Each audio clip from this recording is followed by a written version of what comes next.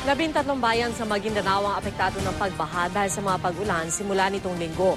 Handa na nga magpatupad ng paglilikas ang lokal na pamahalaan kung kinakailangan. Nakatutok si JP Soriano. Sa pag-iikot ng mga lokal na opisyal at Philippine Army sa Tamontaka River sa Kabuntalan, Maguindanao, nakita nilang mas tumaas pa ang level ng tubig sa ilog na konektado sa Rio Grande de Mindanao at Liguasan Marsh.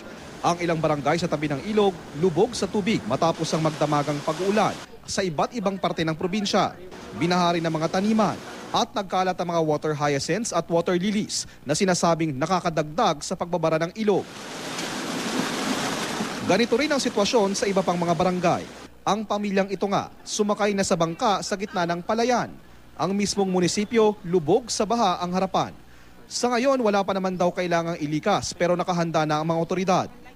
Yung tent po is napalibutan siya ng tubig. Yun yung uunahin namin. Ayon sa monitoring ng ARMM Local Disaster Response Office, 13 bayan sa Maguindanao ang apektado ng baha. Ngayong araw, tumaas pang tubig sa 4 na mga bayan dahil wala pa ring tigil ang ulan.